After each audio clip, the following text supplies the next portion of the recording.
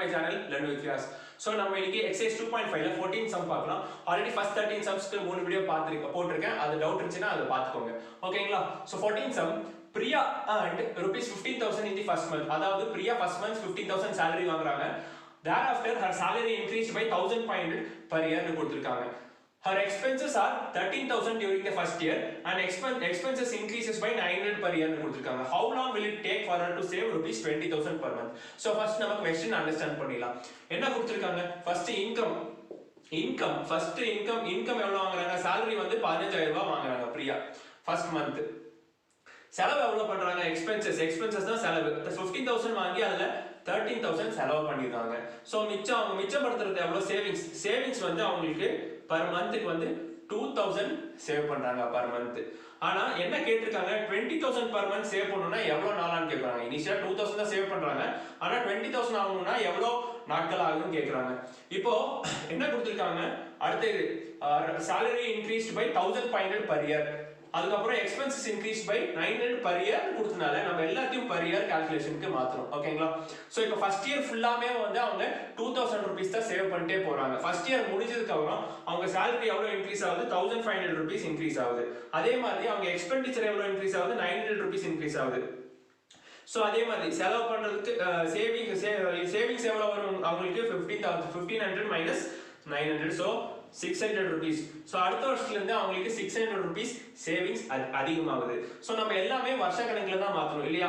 So first year அவங்க எவ்வளவு save பண்ணாங்க? நம்ம எல்லாத்தையும் வருஷ கணக்குல மாத்துறேன். ஃபர்ஸ்ட் இயர் ஒரு மாசத்துக்கு 2,000 சேவ் பண்றாங்க அப்படினா ஒரு வருஷத்துக்கு எவ்வளவு சேவ் பண்ணனும்? அவங்க 24,000 சேவ் பண்றாங்க. ஓகேங்களா? சோ ஃபர்ஸ்ட் இயரோட சேவிங்ஸ் வந்து 24,000. சோ அடுத்த வருஷம் என்ன ஆகுதுன்னா ஒரு மாசத்துக்கு 600 rupees வந்து சேவிங்ஸ் அதிகமாகுது. ஓகேங்களா? சோ ஒரு மாசத்துக்கு 600 அதிகமாகுதுன்னா ஒரு வருஷத்துக்கு சேவிங்ஸ் இன்க்ரீஸ்.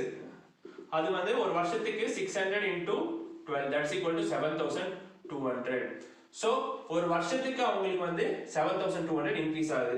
சோ ஃபர்தரா அவங்க எதுவும் இன்க்ரீஸ் கொடுக்கல. அதனால வந்து எல்லா வருஷமும் 7,200 தான் இன்க்ரீஸ் ஆயிட்டே போகும் அவங்களோட சேவிங்ஸ்ல. ஓகேங்களா? சேவிங்ஸ்ல இப்படி 24,000ல இருந்து 7,200 இன்க்ரீஸ் ஆகி போகும்போது எப்போ அவங்க 20,000 per month சேவ் பண்ண போறாங்க அப்படின்னு சொல்லிட்டு நம்ம பார்க்கணும். ஓகேங்களா?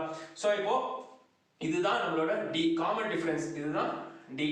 இது கான்ஸ்டன்ட்டா இன்க்ரீஸ் ஆயிட்டே போகும். சோ ஃபர்ஸ்ட் இயர் வந்து அவங்க சேவிங்ஸ் 24,000 னா செகண்ட் இயர் வந்து இது ஒரு எக்ஸஸ் சேவிங்ஸ். அப்போ 24,000 plus 7,200. சோ இது ஃபர்ஸ்ட் இயர் 24,000 சேவ் பண்றாங்கன்னா 24,000 plus 7,200. ஓகேங்களா? அதுக்கு அடுத்த வருஷம் என்னன்னா 24,000 plus 2 into 7,200. அதுக்கு அடுத்த வருஷம் 24,000 plus 3 into 7,200. சோ இது என்ன ஃபார்மட்ல இருக்கு பார்த்தாலே உங்களுக்கு தெரியும். இது a ன்னு வச்சிட்டீங்கன்னா இது a plus d, இது a plus 2d, a plus 2d, இது a plus 3d. சோ உங்களுக்கு இது AP ல தான் வருது. சோ இதுல d என்ன? d தான் காமன் டிஃபரன்ஸ் வந்து 7,200 தான் உங்களுக்கு இன்க்ரீஸ் ஆயிட்டே போகுது. ஓகேங்களா?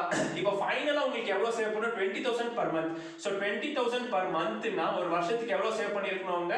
into 12. சோ 2,40,000 அவங்க சேவ் பண்ணனும் ஒரு வருஷத்துக்கு.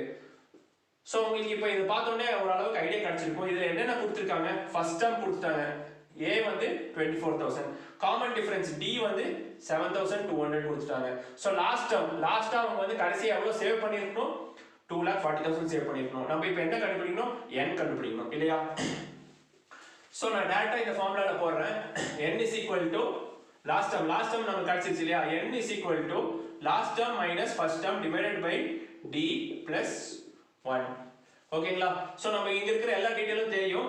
லாஸ்ட் டேர்ம் என்னது? n is equal to last term கடைசியா எவ்வளவு சேவ் பண்ணிருக்கணும்? 20,000 per month னா 2,40,000 per year. நான் எல்லாத்தையும் இயர் கால்குலேஷனுக்கு மாத்துறேன். 2,40,000 per year minus first month எவ்வளவு சேவ் பண்ண ஃபர்ஸ்ட் இயர் எவ்வளவு சேவ் பண்ணிருக்காங்க? ஃபர்ஸ்ட் இயர் வந்து அவங்க 24,000 சேவ் பண்ணிருக்காங்க. காமன் டிஃபரன்ஸ் என்ன? 7,200. So plus 1. ஓகேங்களா? so that is equal to 2,40,000 minus 24,000 வந்து 2,16,000 divided by 7,200 plus 1. so இது cancel out பண்ணா உங்களுக்கு 3 times 30 times வரும். so n is equal to 30 plus 1 that's equal to 31 years. ஓகேங்களா? எல்லாமே இயர்ஸ்ல இருக்கு. இதுவும் பர் இயர் தான், இதுவும் பர் இயர் சேவிங்ஸ் தான், இதுவும் பர் இயர் இன்கிரிமெண்ட். எல்லாமே இயருக்கு இருக்கனால நம்ம எண்ணும் நமக்கு இயர்ஸ்ல தான் போடணும். 31 இயர்ஸ்.